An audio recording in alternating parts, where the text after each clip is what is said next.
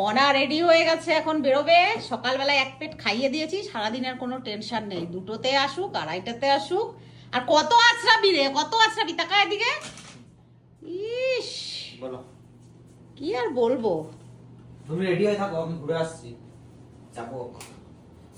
রান্না বাড়া আমার একটু বাকি আছে অনেক। আমি তো আমার আস্তে আস্তে 1টা বাজবে, 1টা তো 1টা বাজবে, লাঞ্চ করেই যাব তখন। আর কি, তোর কি কাজ আছে? এখন এই মামনি ব্যাগ থেকে টাকা এনে দিত আমাকে। দেখো দেখো, নিজে ইনকাম করে তাও দাদার ব্যাগ থেকে পয়সা 1 টাকা 2 টাকা তো আমার কাছে তো আমি 2 টাকা এনে দেবো তাহলেই।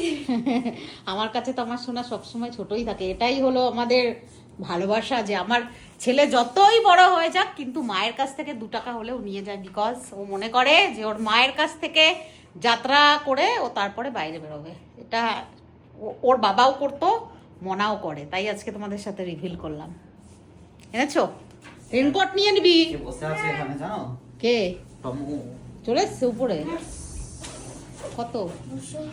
আমার ব্যাগ ফাঁকা করিস নি তো? না গো, তোমার ব্যাগ এখনো আছে অনেক। এনে মায়ের ব্যাগ থেকে টাকা দেয়, টাকা দিতে হয় ওনাকে, না হলে হয় না।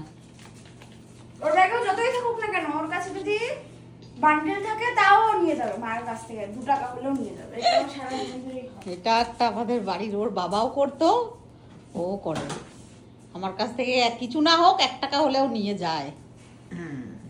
জলের পেন দে, বোতলে, একটা ভালোভাবে পেন দে তো। জলের বোতল দিয়ে দে গুগলি, জলের বোতল আমি দিয়ে কেন দে। দেখতে যাবো? তোর ছোট ভাই আছে, তুই জানিস না? এই যে ছোট ভাই বসে আছে এখানে, ছোট ভাইয়ের ওষুধ চলে এসছে সকালবেলায়। চল, আমি তাড়াতাড়ি রান্না করে, তাও কটায় বেরোবি? আসি। ঠিক আছে।